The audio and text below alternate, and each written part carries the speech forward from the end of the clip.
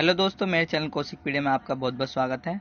आज आपके लिए 2016 का पेपर लाया हूँ एसएलएम का, जो बहुत इंपॉर्टेंट है पेपर की दृष्टि से, क्योंकि जो भी एग्जामिनर है आजकल वो जो पुराने पेपर है उन्हीं से क्वेश्चन बना रहा है, चाहे वो 2016 का हो 17 को। जैसे अभी पिछला पेपर आपका पूरा जो मैंने सोल्व करवाया उसी में से आया है 2016-17 से।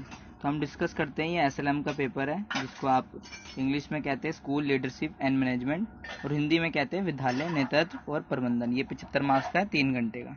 तो ये आपके क्वेश्चन है आपके सामने कि सबसे पहले विद्यालय संगठन के मुख्य उद्देश्य का वर्णन कीजिए। विद्यालय के कार्यक्रम निर्माता में इसकी आवश्यकता क्यों है और उसकी पुष्टि के लिए उदाहरण देने। मतलब 3 नंबर में आपको बताना है उद्देश्य, जो आप ऑब्जेक्टिव बोल सकते हैं, इंग्लिश में भी देख सकते हैं आप क्वेश्चन इसमें। फिर ऑब्जेक्टिव ये रहा आपका। फिर आपका पूछा है कि इसमें why is necessary smooth functioning के साथ क्या है। फिर इसका आंसर के लिए आपको सुटेबल एग्जाम्पल भी देने। तो आवश्यकता, उद्देश्य और उदाहरण, 3 चीज इसको बतानी है आपको। तो ये आप एक बार क्वेश्चन देख लो, तो मैं क्वेश्चन पे बार बार नहीं आऊँगा। तो ये आपके क्वेश्चन है। दूसरा क्वेश्चन में आपको TQM पूछा है, तीसरे में आपका कॉन्फिडेंट पूछा है, चौथे में आपका पूछा है कि इफेक्टिव क्लासरूम मैनेजमेंट कैसे होता है। ऐसे आपके क्वेश्चन है सारे।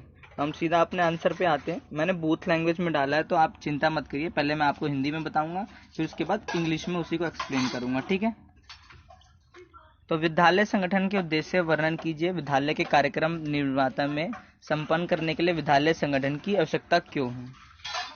तो विद्यालय संगठन के उद्देश्य क्या है। सबसे पहले उद्देश्य है कि योग्य नागरिक का निर्माण करना।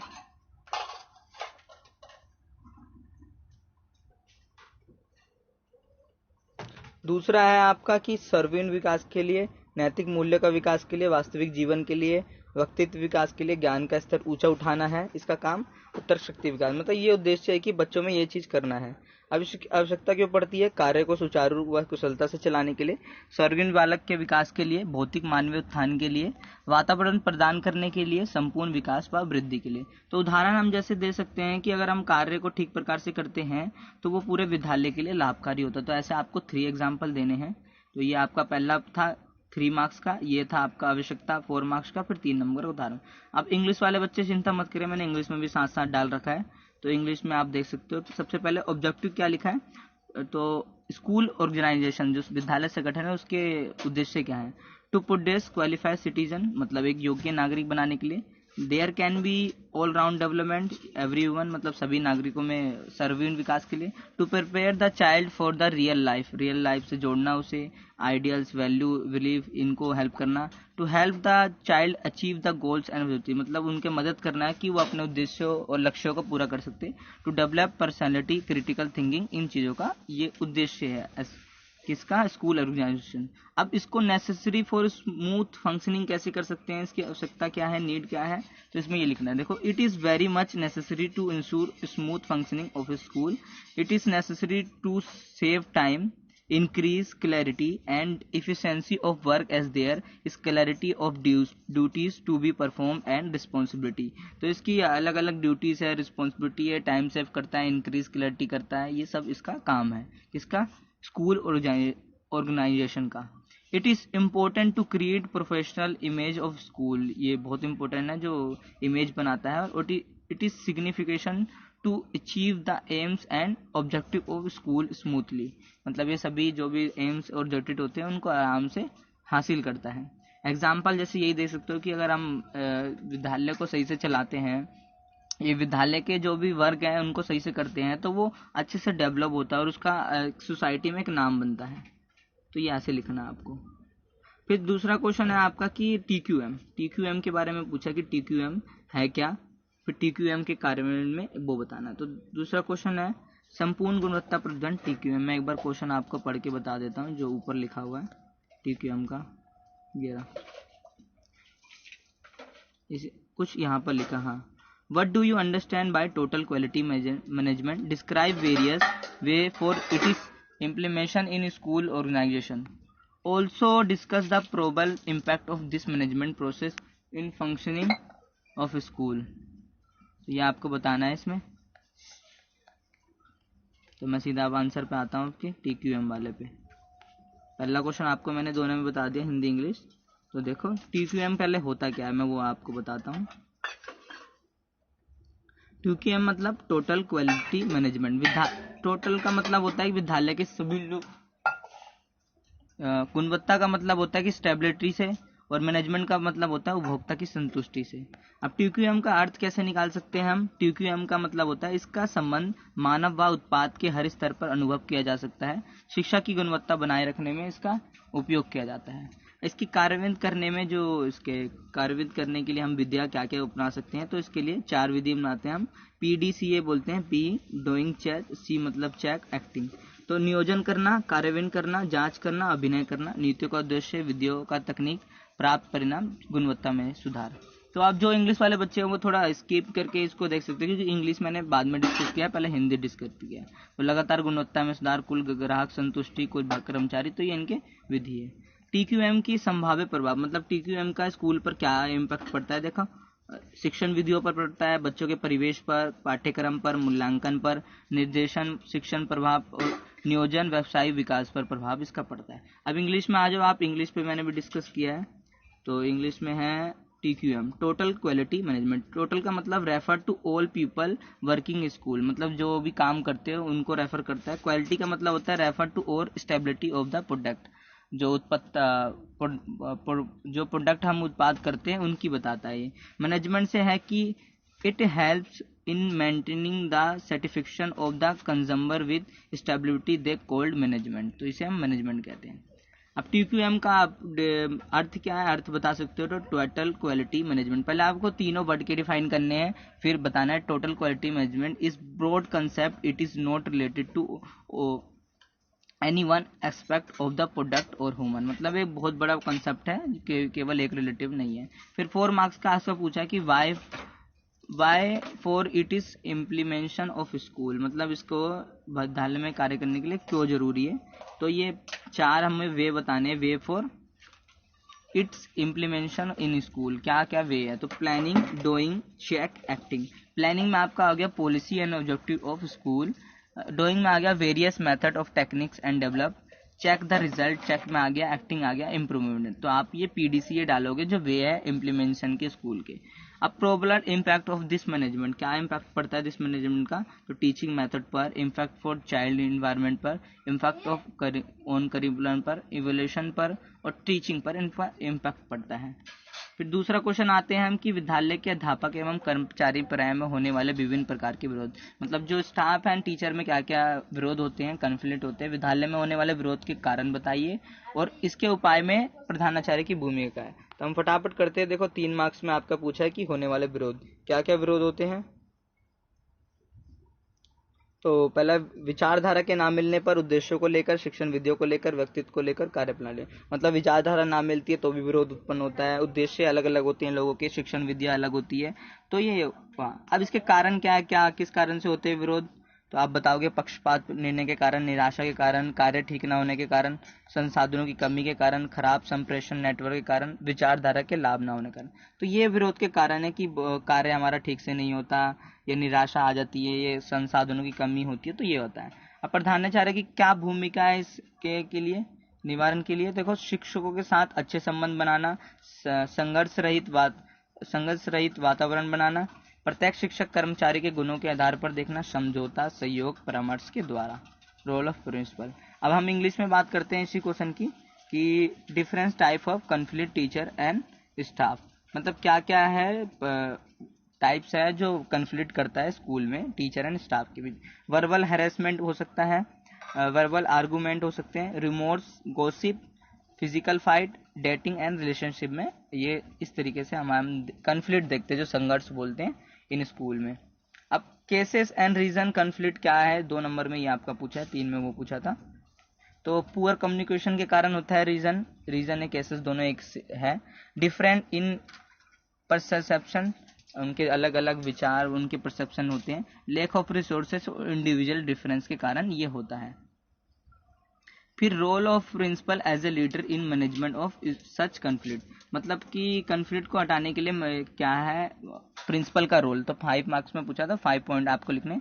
The principal must be able to understand and implement conflict management, must be able to direct and take the best decision in resolving conflict, good relationship with the teacher, provide guidance and direction towards conflict resolution, role in compromise, able to build teams that work together.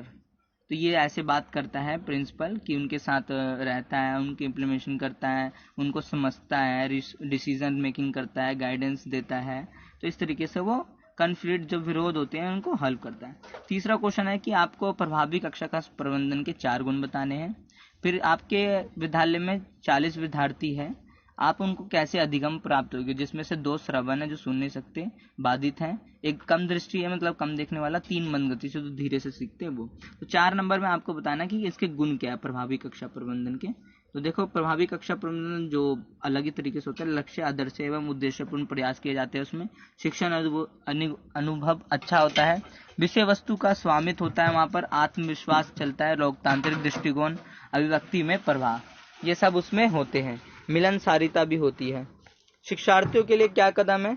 सह शिक्षण प्रतिमान देता है, जिसमें बोलते हैं कि एक टीचर पढ़ाने के बाद फिर दूसरा टीचर पढ़ाता है। रुचिपूर्ण विषय वस्तु प्रदर्शन, सहायक शिक्षण तकनीकी, उत्तरोत्तर उद्यम, साधारण भाषाओं का प्रयोग। तो ये हम इसमें कदम उठा सकते हैं इन जो बच्चे हैं इनके लिए, जो मंद गति सीखने वाले। अब इंग्लिश में इसका आंसर देखिए आप, 4 कैरेक्टरिस्टिक्स ऑफ इफेक्टिव क्लासरूम। तो सबसे पहले good ideals and propose attempts कर सकते हैं इसमें, गुड हैबिट्स के द्वारा, कोऑपरेशन के द्वारा, मोटिवेशन के द्वारा, गुड बिहेवियर के द्वारा, people participation, rhythm, knowledge of result and progress. तो हम इसके द्वारा हम ये बोल सकते हैं कि ये इफेक्टिव क्लासरूम है, जिसमें गुड आइडियल्स होते हैं, प्रपोज अटेम्प्ट होते हैं, गुड हैबिट होते हैं, कोऑपरेशन किया जाता है, मोटिवेशन किया जाता है, गुड बिहेवियर किया जाता है, पीपल पार्टिसिपेशन अच्छे से होता है, रिदम होती है, knowledge of result and progress सब अच्छा आता है उसमें। तो हम कह सकते हैं कि वो इफेक्टिव क्लासरूम है। Step would you take provide the learning situation, मतलब जो ऐसे मंद गति से सीखने वाले हैं उसमें क्या क्या स्टेप कर सकते हो। को टीचिंग मेथड यूज कर सकते हो, interesting way to content presentation कर सकते हो, कोऑपरेटिव लर्निंग टेक्निक्स कर सकते हो, स्टेप बाय स्टेप अप्रोच की बात करता है ये, using simple language, involvement all student. तो ये सभी की बात करता है जो भी मंद गति से सीखने वाले बच्चे हैं इनके लिए आप क्या क्या कर सकते हो। ये 6 मार्क्स में है तो मैंने 5 पॉइंट डाले, तो एक और डाल सकते हो कि इनको हेल्प देना या इनकी जो भी आवश्यकता है, नीड है, उनको जांच करना है, पता करना। तो ये आपका हो गया। अगला क्वेश्चन है आपका 4 की नेतृत्व, जो हम बोलते हैं लीडरशिप। लीडरशिप कोई विशेष सुविधा नहीं बल्कि एक दायित्व है। विद्यालय के प्रधानाचार्य की भूमिका एवं कर्तव्य को ध्यान में रखते हुए इस कथन की सूची कीजिए। मतलब 5 नंबर में आपका पूछा है कि प्रधानाचार्य की क्या भूमिका है और एक प्रधानाचार्य की रूपांतरक नेतृत्व में इसका विकास व उन्नति के मार्ग कैसा है। तो सबसे पहले नेतृत्व में प्रधानाचार्य की भूमिका आपको बता दूं, 5 मार्क्स में है पूछा है। तो शैक्षिक उद्देश्यों का निर्धारण करता है प्रधानाचार्य। नेतृत्व में लीडरशिप क्या निभाता है, नियोजन के कार्यों को प्रोत्साहित करता है स्कूल में, शैक्षिक संगठन के प्रतिनिधित्व करना इसका काम है, संस्थान के विकास कार्यों में निरंतरता लाना, संस्थान में छात्रों के प्रवेश की योजना बनाना, शैक्षिक साधनों का समन्वय करना और स्वस्थ संस्कृति और वातावरण प्रदान करना। अब विद्यालय की उन्नति में रूपांतरण नेतृत्व शैली, जिसे हम ट्रांसफॉर्मेशन शैली कहते हैं, ये इसी का नाम है। व्यक्तिगत महत्व होता है इसका, बौद्धिक उत्तेजना होती है, प्रेरणादायक के द्वारा प्रोत्साहन देता है, समूह लक्ष्य को स्वीकृति और बढ़ावा देता है, उपयुक्त प्रतिरोपण भूमिका, आत्मविश्वास, अनुसंधान के रूप में प्रभावी संप्रेषण देता है। अब इंग्लिश में आपको देखिए इसी का आपको आंसर लिखना है। तो आप वैसे बहुत से वर्ड जिसको आप कन्वर्ट नहीं कर पाते, तो इसलिए ये जरूरी है। डिटरमिनिंग एजुकेशन ऑब्जेक्टिव का बात करता है कि ये role and responsibility head of school क्या है एक लीडर के रूप में। To encourage activity of educational leadership planning, arrangement for appointment selection and take decision, to bring efficiency in financial work. तो ये आपके पॉइंट है, इसको आप रीड कर लीजिए एक बार अच्छे से। अब transformation leadership of the principal leads to progress and betterment, मतलब ट्रांसफर जो लीडरशिप की बात करता है उसमें कैसे एक बेटर ये निभा सकता है जो प्रिंसिपल है। Individual consideration, intellectual stimulation, inspirational motivation और fostering acceptance of group goals, self belief और सेंस ऑफ ह्यूमर के द्वारा हम उसको अच्छे से बढ़ा सकते हैं। जो ट्रांसफॉर्मेशनल लीडरशिप की बात करता है प्रिंसिपल, ये क्या क्या उसे उन्नति के मार्ग पे ले जा सकता है, प्रोग्रेस की। फिर इसी के अथवा में आपका क्वेश्चन पूछा कि कक्षा कक्ष में प्रभावी संप्रेषण, जो आपका चौथा क्वेश्चन है एक और वाला, प्रभावी संप्रेषण के क्या क्या घटक हैं, जो फैक्टर बोलते हैं। संप्रेषण में बाधा उत्पन्न करने वाले 4 कारक बताइए और बाधा को दूर करने का। 3 नंबर में आपका पूछा है फैक्टर, 2 नंबर में आपके उपाय, 5 नंबर में पूछा है कि क्या क्या कदम उठाओगे। 3 नंबर में पूछा है कि आपका कि कक्षा कक्ष में प्रभावी संप्रेषण के लिए मुख्य घटक क्या है। 2 नंबर का पूछा है कि 4 बाधाएं लिखने और 5 नंबर की बाधाओं को दूर करने के लिए। तो देखो घटक क्या है, अगर हम अच्छे से संप्रेषण करते हैं तो स्पष्टता का सिद्धांत निभाते हैं, एकीकरण का, एकाग्रता का, समयोजितता का, प्रतिपुष्टि का। जैसे बोलते हैं body language, active listening, be clear, sense of humour, technique, skill. संप्रेषण में बाधाएं क्या है, व्यक्तिगत कौशलों की कमी के कारण बाधा आती है, भाषा अवरोध के कारण, वातावरण अवरोध के कारण, प्रबंध अवरोध के कारण, ये सब बाधाएं आती है। अब प्रभावी संप्रेषण के लिए क्या कदम आप उठा सकते हो, तो ये आपका 3 मार्क्स में, भाषा अवरोध को कम करेंगे, वातावरण प्रदान करेंगे, व्यक्तिगत कौशलों को बढ़ावा देंगे, प्रबंध करेंगे, भौतिक तकनीकी साधनों का उपयोग करेंगे और पीसफुल इन्वायरमेंट बनाएंगे, बिल्कुल शांति वातावरण, तभी तो हम कम्युनिकेशन अच्छे से कर पाएंगे।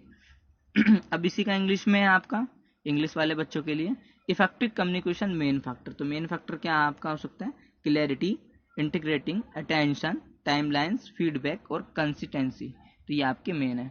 बेरियस विच इफेक्ट कम्युनिकेशन, क्या क्या बेरियस बाधाएं हैं, lack of trained person, language barriers, culture influence, environmental various और मैग्नेरियल, ये आपके पॉइंट है। मेजर फॉर इफेक्टिव कम्युनिकेशन, कैसे कैसे आप इफेक्टिव कम्युनिकेशन कर सकते हो, ट्रेंड पर्सन के द्वारा, इफेक्टिव लैंग्वेज यूज कर सकते हैं, create good environment, solve culture problem, silent place, use technology, ऐसे कर सकते हो आप। अब आपका ये वाला क्वेश्चन है कि विद्यालय विकास योजना जो एसडीपी के नाम से जानी जाती है, उसकी 4 विशेषता बताएंगे ओनली 2 मार्क्स में। फिर इसके सोपान क्या है, इसकी योजना कैसे तैयार करती है 4 नंबर में। फिर इसकी उन्नति के लिए क्रियान्वित करने के, जो एग्जीक्यूशन बोलते हैं, उसको करने के लिए क्या कदम उठा सकते हैं। तो विद्यालय विकास योजना एसडीपी की क्या विशेषता है, देखो विद्यालय का प्रभावशीलता को बढ़ावा देता है, कि जितने भी प्रभाव पड़ रहे हैं उसको बढ़ावा देता है, सुधारण गुणवत्ता में वृद्धि करता है, परिवर्तन का प्रबंध करता है, कर्मचारियों का विकास करता है, संसाधनों का प्रभावी विकास करता है। तो मतलब प्रभावशीलता बढ़ाता है, गुणवत्ता लाता है, कर्मचारियों का परिवर्तन का प्रबंधन करता है। और योजना तैयार करने के मुख्य सोपान क्या है, तो ये आपके 4 सोपान है 4 नंबर में। तो इसका निर्माण एसएमसी की निगरानी में होता है। अनुच्छेद 21 में निर्धारित क्रम में विद्यालय एसडीपी तैयार करना, एसडीपी को उपभाग अंतर्गत योजना प्रक्रिया और बजट का अविभाज्य अंग बनाना, एसएमसी को एसडीपी को 3 महीने पहले अथवा अंत में वित्तीय सत्र तैयार करना। मैं सिंपल से बताता हूँ कि सबसे पहले जो एसडीपी होती है एसएमसी की निगरानी में बनती है।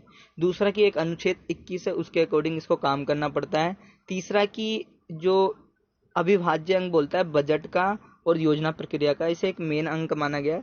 चौथा कि ये 3 महीने में अंदर इसे वित्तीय सत्र देना पड़ता है, तो ये इसकी योजना की तैयारी की जाती है। फिर लिख सकते हैं कि एसडीपी 3 वर्ष के लिए होती है और उसमें बहुत सारी सब योजना होती है। एसडीपी के क्रियान्वयन के लिए हमने क्या क्या कदम उठाए, तो ये आपके कदम लिख सकते हो आप। इसने उपलब्धियों पर प्रकाश डालना अथवा प्रगति की चर्चा द्वारा समीक्षात्मक मूल्यांकन किया, परेशानियों और कठिनाई को लेकर स्वयं के सुझाव व दृष्टिकोण बताना, एसएमसी सदस्यों द्वारा नियमित अवलोकन, संकाय सदस्य, बच्चों, विद्यार्थियों और अन्य प्रतिभागियों, उप समितियों द्वारा त्रैमासिक रिपोर्ट और पीटीएम का आयोजन करना। तो ये इसके कदम उठाए गए थे, एक बार रीड कर लेना आप अच्छे से इसे। अब मैं इंग्लिश में बताता हूँ कि SDP school development plan 4 characters क्या है एसडीपी के, तो promote school effectiveness, improving quality, enhance staff development, effective resources development, management of change। ये आपके 5 कैरेक्टर्स मैंने बताए, वैसे तो 2 नंबर में पूछा है आपका। Step of preparing this SDP plan, SDP plan के लिए क्या स्टेप है जो हम फॉलो करते हैं 4 मार्क्स में। तो सबसे पहले SDP SMC has to in respect of establishment and administrative monitoring committee, ये आप काम करता है, सबसे पहले एस्टेब्लिश करता है और एडमिनिस्ट्रेट करता है। प्रिपेयर ऑफ इस स्कूल डेवलपमेंट प्लान केस 21, मतलब 21 के अंदर ये स्कूल डेवलपमेंट प्लान निर्धारित करता है, ये बनाता है।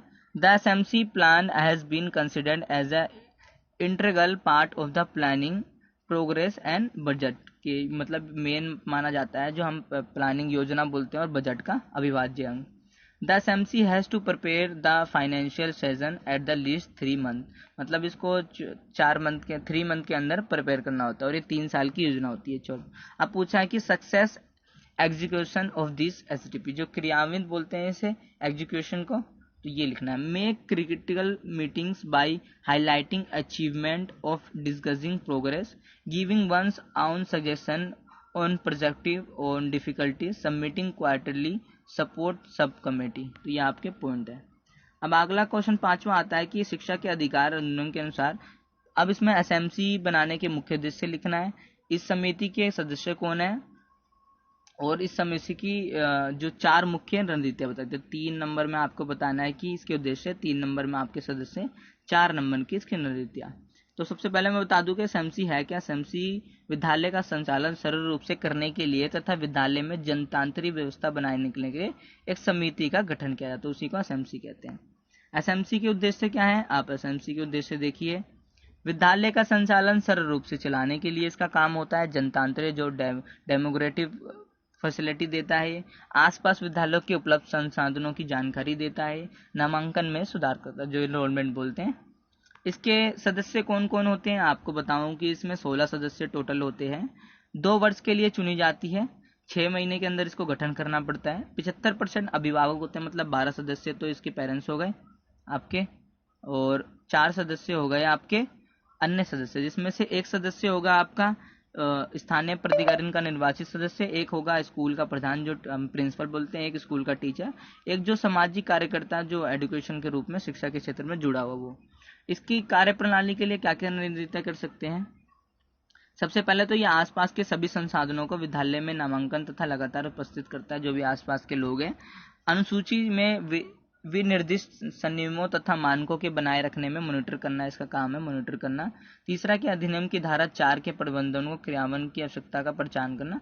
4 में कुछ लिखा नहीं है वो। फिर एक है स्कूल में जो एमडीएम होता है, मिड डे मील के कार्यान्वयन की निगरानी रखता कि मिड डे मील ठीक से आ रहा है नहीं। अब इसका इंग्लिश में है कि ऑब्जेक्टिव और एसएमसी 3 मार्क्स में पूछा है, तो आपको 3 मार्क्स के अकॉर्डिंग मैंने एक 4 पॉइंट लिख दिए। In order to run the school smoothly, ये स्कूल के कार्य को चलाने के लिए एक प्रक्रिया अच्छे सुचारू रूप से। Create a democratic system provide करता है। Ensuring involvement and continuous attendance of all children. Identify plan prepare and monitor का इसका उद्देश्य है। Main members of SMC 3 marks में आपको मेंबर पूछा, सिंपल मैंने बताया कि टोटल मेंबर कितने 16 आपके टोटल मेंबर है। 8 फीमेल होती है, 2 साल के लिए इसका गठन होता है। 75% पेरेंट्स होते हैं, 4 होते हैं अन्य, तो 12 और 4 कितने होंगे 16 आपके, ये 16 मेंबर हो गए टोटल। ऐसे करोगे तो एक मेंबर होता है representative of the local authority का, एक रिप्रेजेंटेटिव होता है, एक टीचर होता है, एक हेड ऑफ स्कूल होता है जो प्रिंसिपल होता है, और एक सोशल वर्कर होता है जो associated with the education, associated होता है एजुकेशन से। तो ये आपके 4 मेंबर हो गए अलग से, और 12 आपके क्या हो गए पेरेंट्स हो गए। अब 4 स्ट्रेटजी ऑफ प्रिपेयर फंक्शनिंग, कैसे ये फंक्शन का काम करते हैं SMC. Ensuring enrolment children, monitor the implementation of MDM जो मिड डे मील योजना होती है, monitor the maintenance of norm and standard to prevent any deviation from the right. तो ये आपके 4 स्ट्रेटजी है, हम कैसे उसको कर सकते हैं, तो ये आपको लिखना है इसमें 4। इसको देख लीजिए आप एक बार, स्क्रीनशॉट ले सकते हो आप। फिर पूछा है कि question 6 hierarchy hierarchical structure school management by government and city. राष्ट्रीय राजधानी के क्षेत्र दिल्ली सरकार के अंतर्गत विद्यालय शिक्षा प्रबंध के पदक्रम एवं रचना इसमें, और प्रत्येक पद के दायित्व बताने हैं 5 मार्क्स का। तो ये रचना आपको पूरी बनानी पड़ेगी, मैं रचना दिखाता हूँ। सबसे पहले आपका आता है स्ट्रक्चर ऑफ एजुकेशन एडमिनिस्ट्रेशन, जिसको बोलते हैं शैक्षिक प्रशासन दिल्ली। दूसरे में आएगा दिल्ली प्रशासन, दिल्ली एडमिनिस्ट्रेशन, मुख्यमंत्री, शिक्षा मंत्री, शिक्षा सचिव, शिक्षा निर्देशक, अतिरिक्त निर्देशक, क्षेत्रीय निर्देशक और शिक्षा उप निर्देशक, डिप्टी डायरेक्टर, उप शिक्षा अधिकारी, डिप्टी एजुकेशन ऑफिसर, फिर प्रधानाचार्य आते हैं, फिर उप प्रधानाचार्य, फिर टीजीटी। ये वाले मेन पॉइंट तो आप याद रखना लिखना चाहो तो, क्योंकि ये है पहले अपना हेड ऑफ प्रिंसिपल आ गया, फिर वाइस प्रिंसिपल, पीजीटी टीचर, फिर इधर से आते हैं टीजीटी प्राथमिक शिक्षक और नर्सरी शिक्षक। तो ये है, एक बार पूरा दिखा देता हूँ मैं आपको। ये इस प्रकार से बनेगा, ये आपका है, ये आपका पूरा है, इस प्रकार से आप देख सकते हो। तो फिर ये अगला क्वेश्चन मैंने हिंदी इंग्लिश में, देखो इसमें सेम लिखा है तो मैंने दोबारा से डिस्कस नहीं करा इंग्लिश में। अब आपका क्वेश्चन है कि अध्यापक के उत्तरदायित्व एवं व्यवसायगत आचार संहिता घनिष्ठ रूप से संबंधित है, उदाहरण सहित इस कथन की व्याख्या कीजिए। तो ये हिंदी के लिए है। अभी अध्यापकों के व्यवसाय नेतृत्व मतलब छात्रों को गुणी व संस्कारी बनाना, कि अध्यापक के जो प्रोफेशनल इथिक्स है वो है क्या। सबसे पहला काम है वो छात्रों को गुणी व संस्कारी बनाता है, व्यक्तित्व का सर्वांगीण विकास करता है, व्यवहार मित्रवत छात्रों के साथ मतलब उसका व्यवहार होना चाहिए कि फ्रेंडली होना चाहिए, चरित्र आदर्शवास होना चाहिए। अब इसके अध्यापकों का उत्तरदायित्व, पहले आपको प्रोफेशनल एथिक्स बताना है, फिर अकाउंटेबिलिटी बताना है, दोनों 2.5 मार्क्स में कि ये टीचर की अकाउंटेबिलिटी है क्या। तो छात्रों को उसके माता पिता के प्रति, एजेंसियों के प्रति, स्वयं के प्रति इनकी उत्तरदायित्व होता है कि माता पिता के प्रति, एजेंसियों के प्रति, समाज व राष्ट्र के प्रति, स्वच्छता के प्रति और शिक्षण व्यवस्था के प्रति। अब इंग्लिश में आते हैं किसी का, टीचर अकाउंटेबिलिटी क्या है, मतलब क्या क्या टीचर के उत्तरदायित्व है। टू द स्टूडेंट के प्रति, टू पेरेंट्स के प्रति, टू द फंक्शनिंग एजेंसी के प्रति, सोसाइटी और नेशन के प्रति। इसके 4 फंक्शन है। अब उसने पूछा कि professional ethics bite of teacher, professional ethics क्या है टीचर के, तो make them virtues and culture for the student, मतलब गुण व संस्कारी बनाना। ओवरऑल डेवलपमेंट की बात करता है, teacher behaviour should be friendly, ये हम होना चाहिए कि उसके प्रोफेशनल इथिक्स क्या है बच्चों के प्रति। फिर पूछा कि छात्रों के अशिष्ट व्यवहार के मुख्य कारण, जो मिस बिहेवियर करते हैं उसके क्या कारण है। छात्रों में अशिष्ट व्यवहार के अनुशासन रोकने के लिए 2 नंबर में आपको कारण बताने हैं, 3 नंबर में आपको रोकने के उपाय बताने हैं। देखो ये कारण क्या क्या हो सकते हैं, व्यक्तिगत कारण बोलते हैं, शैक्षणिक कारण, सामाजिक कारण, मनोवैज्ञानिक कारण। व्यक्तिगत कारण होते हैं जिसके उसकी आर्थिक स्थिति खराब होना, शैक्षणिक कारण होता है पाठ्यक्रम रुचिपूर्ण ना होना, सामाजिक होता है वातावरण अच्छा न होना, मनोवैज्ञानिक जो उसकी मनोवैज्ञानिक आवश्यकता को पूरी ना करता हो। तो ये रोकने के लिए क्या क्या कर सकते हो, परामर्श दे सकते हो, प्री सर्विस ट्रेनिंग दे सकते हो, शिक्षण पद्धति मूल्य का शिक्षा देने सकते हो, गतिविधियां और परीक्षा में बदलाव कर सकते हो इसको रोकने के लिए। अब इंग्लिश में बताता हूँ कि रीजन फॉर स्टूडेंट मिसबिहेवियर, क्या मिसबिहेवियर है, person reason, social reason, psychological, educational. जैसे पर्सन में आ गया कि उसकी इकोनॉमिक स्टेटस बहुत डाउन है, सोशल में आ गया उसको क्रिएट इन्वायरमेंट, सोशलाइजेशन ठीक से नहीं हो पाता, साइकोलॉजिस्ट में आता है उसकी मनोवैज्ञानिक जो भी नीड है उनकी आवश्यकता नहीं होता, एजुकेशनल में जैसे कि करिकुलम इंटरेस्टिंग नहीं होते, तो ये इनके वो है। अब पॉसिबल इंटरवेंशन स्टॉप स्टूडेंट, मतलब इनको मिसबिहेवियर को कैसे रोका जा सकता है, तो ये आपको बताना है। सबसे पहले आप गाइडेंस एंड काउंसलिंग दे सकते हो, मेथड ऑफ टीचिंग को चेंज कर सकते हो, मोरल एजुकेशन आप दे सकते हो बच्चों में। 8वां क्वेश्चन पूछा है कि विद्यालय की उन्नति एवं प्रगति तथा विभिन्न प्रकार के इसमें आपको बताना है कि टीम बिल्डिंग के महत्व क्या है, 5 नंबर में सीधा। तो सबसे पहले आप टीम बिल्डिंग बताओगे बच्चों, इसमें टीम बिल्डिंग क्या है, सभी मिलकर किसी समान उद्देश्य को प्राप्त करने के लिए एक साथ कार्य करते हैं तो वह दल निर्माण के रूप में जाना जाता है, हिंदी में दल निर्माण कहते हैं। इसके महत्व क्या है, देखो टीम के माध्यम से हम इफेक्टिव कम्युनिकेशन कर सकते हैं, टीम के द्वारा कार्यकर्ता अधिक प्रेरित होता है, समूह के माध्यम से टीम भावना विकसित होती है, मतलब टीम इमोशन, समस्या समाधान कौशलों का विकास होता है, अनुशासन, धैर्य और नेतृत्व का विकास होता है। अब इंग्लिश में आते हैं हम कि importance of team building, 5 marks में पूछा है तो आप बताओगे। Identify strength and weakness, identify करता है, डेवलप कम्युनिकेशन एंड कोलैबोरेशन करता है, दूसरा।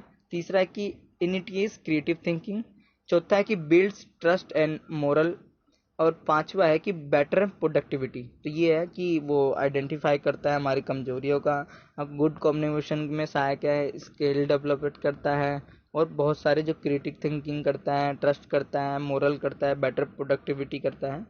विद्यालय के आसपास उपलब्ध संसाधन बताने हैं आपको 2 नंबर में, फिर इसको एसएमसी के द्वारा क्या भूमिका है उन संसाधनों के लिए, ये इस क्वेश्चन में बताना है आपको।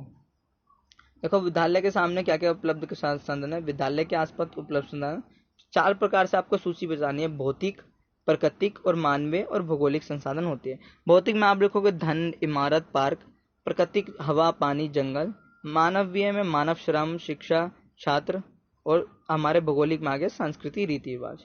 अब उपयोग क्या होते हैं इनके, शिक्षण विधियों में उपयोग, शिक्षण के लिए उपयोग, वस्तु टॉपिक को समझाने के लिए उपयोग कर सकते हैं हम इन कम्युनिटी रिसोर्सेज का। एसएमसी की क्या भूमिका होती है कम्युनिटी रिसोर्सेज पे, पाठ्यक्रम व शिक्षण विद्या दोनों में समुदाय संसाधनों का उपयोग करना, छात्रों को व्यवहारिक पक्ष से जोड़ना, सामुदायिक सहभागिता बढ़ाना, समुदाय विद्यालय की समस्या को सुने, विद्यालय का स्तर ऊंचा उठाने के लिए संसाधनों का उचित प्रयोग। अब इंग्लिश में आते हैं 8वां question, list various community resources. देखो सबसे पहले physical resources, natural, human, geographical. Physical में आपके आ गया मनी बिल्डिंग, नेचुरल में आ गया वाटर, एयर, ह्यूमन वर्क और कल्चर आ गया ज्योग्राफी में। रोल ऑफ एसएमसी क्या कर सकता है, देखो use in method and curriculum development, इनको आप मेथड में यूज कर सकते हो, करिकुलम डेवलपमेंट कर सकते हो। कम्युनिटी पार्टिसिपेशन विल इंक्लूड, तीसरा है कि to quality of education will improve due to active teacher parents. ऐसे आप कर सकते हो रोल ऑफ कम्युनिटी। फिर आपका पूछा 10वां कि संक्षिप्त टिप्पणी लिखिए, आपको अलग अलग बताने हैं इसमें कि विद्यालय को संस्थान सहायता प्रदान करने में एससीईआरटी की भूमिका क्या है। तो एससीईआरटी के इसके रोल बताने हैं आपको इसमें कि स्कूली शिक्षा प्रशिक्षण संसाधनों में गुणवत्ता लाना इसका है, कि जो भी शिक्षा है स्कूली शिक्षा और जो ट्रेनिंग सेंटर है उसमें स्कूल में तकनीकी सहायता, अकादमिक सहयोग, विद्यालय की शिक्षा आवश्यकता को पूरा करना। ये है छात्रों में तनाव करने में शिक्षक की क्या भूमिका है, जो छात्रों को बोल सकते हैं कि वो अपनी डायरी लिखे, परिस्थिति सिचुएशन को चेंज करे, अपनी प्रतिक्रिया में बदलाव करे, ना कहना सीखे। अब विद्यालय सूचना प्रबंध प्रणाली जिसे एसएमआईएस कैसे है, उसका महत्व क्या है। तो महत्व है विद्यालय को आवश्यक सूचना व जानकारी प्रदान करती है, सूचना तकनीकी के प्रभावी की जांच करती है, मूल्यांकन करना, हर प्रकार की सूचना रखती है तथा समय समय पर उसका उपयोग करती है। तो ये इसके महत्व है। इंग्लिश में आप देखिए रोल ऑफ एससीईआरटी, सबसे पहले आप बताओगे कि 1988 में ये बना था। Bring quality in school education and teacher training, equality बढ़ाता आता है। The work providing technical and academic support देता है। Tries to meet the need of school education, मतलब ये आवश्यकता को पूरा करता है। अब teacher role in minimise of stress among children, आपके भी स्ट्रेस को आप कैसे कम कर सकते हो, तो ये इसमें आप बताता हूँ कि write to a diary to reflect stress, मतलब एक डायरी लिखना जो आपके रिफ्लेक्ट करे स्ट्रेस को। Change the situation, bring change in reaction, accepting all situation और से नोट, मतलब हर नो कहोगे, हर चीज पर हाँ करोगे तो आपको बर्डन पड़ जाता है, स्ट्रेस पड़ता है, तो किसी किसी चीज में ना कहना भी सीखिए। एसएमएस बोलते हैं स्कूल इंफॉर्मेशन मैनेजमेंट, क्या विद्यालय सूचना प्रबंध प्रणाली बोलते हैं इसे। Examination and evolution of group और ऑर्गेनाइजेशन का काम है। फॉर स्कूल मैनेजमेंट इसका काम है, इसके इंपोर्टेंस बताने हैं, और ये इंफॉर्मेशन प्रोवाइड करता है स्कूल को। तो ये आपके पूरे क्वेश्चन होते हैं हिंदी इंग्लिश दोनों में। तो आपको वीडियो पसंद आए तो लाइक शेयर कमेंट आप करना ना भूलिए। ये आपका पूरा पेपर होता है खत्म, तो आप वीडियो को जरूर देखिए क्योंकि बूथ लैंग्वेज में। धन्यवाद।